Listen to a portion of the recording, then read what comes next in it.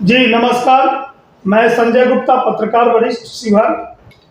आज हम अपने शिवहर जिला के वरिष्ठ पत्रकार, समाजसेवी, राष्ट्रीय जनता दल के प्रधान प्रवक्ता, शिवहर व्यवहार न्यायालय के वर्ष 2005 से लेकर 2022 तक लगातार अध्यक्ष और सचिव के पद पर सुशोभित करने वाले और सरोजा सीताराम 100 बेड का जो अस्पताल है उनके भूदाता और सिविल कोर्ट जो शिवहर जो लाए थे, इनके अथक प्रयास से इन्होंने पीएलआई हाई कोर्ट में दाखिल किया था।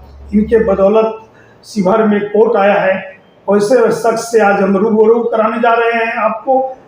शिशिर कुमार जी है आपके सामने। नमस्कार। नमस्कार। नमस्कार सर, आप अपना परिचय दीजिए। सबसे पहले तो मैं आपके और आपके सहयोगी राजेश जी का धन्यवाद करना चाहता हूं जी कि आप लोगों ने आज के पॉडकास्ट में शामिल होने का अवसर मुझे दिया। इसके लिए आप लोगों का बहुत धन्यवाद। सर, आप वरिष्ठ पत्रकार भी है। सबसे लगता है कि शुरुआती दौर में जब 1983 से 2010 तक हिंदुस्तान अखबार में आप काम करते थे, लिखते थे, उसके बारे में कुछ अनुभव बताया जाए।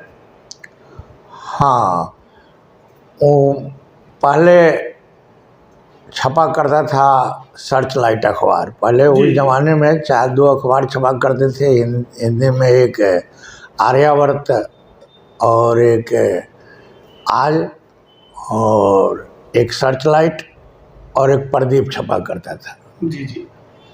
तो उसमें उसके बाद जब वो हिंदुस्तान में बदला तो मैं उस हिंदुस्तान में अपने एक मित्र जो इस सीतामढ़ी जिले के वरिष्ठतम पत्रकार थे श्री योगेंद्र रीगावाल जी, उनकी प्रेरणा से मैं हिंदुस्तान में उस समय सर आपका लेखन कैसा प्रभाव डालता था? उस समय का लेखन बहुत ही स्वतंत्र था। उस समय पत्रकारों पर कोई दबाव नहीं था कि आप क्या लिखते हैं नहीं लिखते हैं। उनको पूरी आज़ादी थी कि वो लिखें। हाँ, एक चीज़ की समस्या ज़रूर थी कि उस समय फैक्स या और तो मेल वगैरह नहीं था। जी जी जी। व्हाट्सएप नहीं था। सर, आप जिला बार एसोसिएशन के 2002 से लेकर 2022 तक सेक्रेटरी, कभी अध्यक्ष पद को सुशोभित कर रहे थे, उसके बारे में कुछ बताया जाए। हाँ, मैं वकील भी था। मैंने 1973-75 का मेरा वकालत का सेशन था, वही मेरा एमए का भी सेशन था। मैंने दोनों डिग्रियां साथ ली थी। जी जी। तो इसलिए वकालत में भी मेरी रुचि थी। और 2005 में मैं वहाँ पहली दफ़ा अध्यक्ष का चुनाव लड़ा बार एसोसिएशन में, जिला बार एसोसिएशन में जी। और मैं पहले अध्यक्ष चुना गया। उसके बाद मैं लगातार 2022 तक अध्यक्ष और सचिव में चुना जाता रहा। शिवहर व्यवहार न्यायालय लाने में आपकी अहम भूमिका रही है, इस बारे में बताया जाए। हाँ, शिवहर झाजी और इस हमारे परमादरणीय झाजी जो इस क्षेत्र से विधायक हुआ करते थे, जी, पूर्व केंद्रीय मंत्री और मंत्री भी थे। जी जी। वो उन्होंने उनके जिला बनाए तो उसके बाद यहाँ कोर्ट का काम शुरू नहीं हो सका। सारा कुछ सीतामढ़ी से ही चलता था। जी जी। और यहाँ शिवहर एट सीतामढ़ी चलता था कोर्ट। शिवहर में कुछ नहीं था। हाँ, वो जेल वगैरह अधूरा बन के पड़ा हुआ था और कुछ। तो फिर हमको लगा कि साहब हमको आगे बढ़ना चाहिए, क्योंकि एसोसिएशन में मेरे अधिवक्ताओं ने हमको इसीलिए अध्यक्ष चुना था कि ये आदमी लड़ेगा। जी जी। तो मैंने उनकी भावनाओं को ख्याल करते हुए मैंने हाई कोर्ट में एक जनहित याचिका दायर की कि साहब शिवहर एट सीतामढ़ी जो कोर्ट चल रहा है जी जी, उसको शिवहर किया जाए, क्योंकि इससे वहाँ के लोगों को फ़ायदा हुआ। शिवहर जिला के लिए कोर्ट खुला है तो सीतामढ़ी में इसको क्यों चलाया जा रहा है, जबकि वहाँ जेल है, वहाँ कुछ डिस्ट्रिक्ट जज का क्वार्टर बन चुका है, कुछ पीओ क्वार्टर्स हैं। तो संयोग है उसमें कि पीआईएल का मेरा जो फर्स्ट डेट आया जी जी, उसी डेट पर कोर्ट ने आदेश कर दिया कि 1 सप्ताह के अंदर जी जी, शिवहर के कोर्ट को सीतामढ़ी से शिवहर शिफ्ट किया जाए। लेकिन वो शिफ्ट हो नहीं सका। 1 दिसंबर 2012 को नहीं, वही बताया मैंने कि वो 1 सप्ताह में शिफ्ट नहीं हो सका, कोर्ट ने तो ऑर्डर किया। जी जी तो जी। इसलिए हमको 6 महीने तक नहीं शिफ्ट हो सका, तो मैं 6 महीने के बाद पुनः कंटेम्प्ट में गया अच्छा कि भाई आपका आदेश लागू नहीं हुआ। जी जी। उसके बाद वो लड़ते लड़ते लड़ते लड़ते जाकर 2012 में वो सफलता मिली, जबकि कोर्ट ने डेट फिक्स कर दिया कि नहीं, सरकार के भागने से कुछ नहीं होगा। अब हम 1 दिसंबर 2012 को कोर्ट का उद्घाटन करेंगे शिवहर में, तो वो 1 दिसंबर 2012 जिले को के कोर्ट का 100 उद्घाटन शैय्या हुआ। वाली अस्पताल, जो बहुत चर्चित अस्पताल है, सरोजा सीताराम सदर अस्पताल है, उसके आप भूदाता भी है। कहाँ तक आपकी सफलता मिली, आपने क्या क्या बलिदान किया? हाँ, वो तो बहुत बड़ी कहानी है, और वो जिले में बहुत ही वो चर्चित मामला बन गया था। जी। यानी पूरा जिला 2 भागों में बटा हुआ था, और बहुत लोग उसके पक्ष में थे और कुछ वेस्टेड इंटरेस्ट वाले उसके खिलाफ में थे। ये कहानी तो पूरा जिला है जी जी। इससे अवगत है। आज सरोजा सीताराम अस्पताल संपूर्ण यानी पूर्ण रूप से सुसज्जित है, हर सुविधा वहाँ पे उपलब्ध है, हजारों रोगियों को समाधान हो रहा है वहाँ पे। प्रतिदिन वहाँ लगभग 1000 से ज़्यादा पेशेंट जो हैं जी सो ओपीडी में वो जाते हैं। और वहाँ अब कैंसर का यूनिट भी चालू है। अब वो कैंसर जिले में जो फैल रहा था उसके लिए भी वहाँ CT स्कैन भी चालू हो गया है, ऑक्सीजन भी है, ऑक्सीजन है, सिलेंडर, सब कुछ है, सभी दवा हर उपलब्ध हो रही है। सब। खेल कूद के भी शौकीन रहे हैं, कई पदों को आपने सुशोभित किया है, उसके बारे में सब बताया जाए।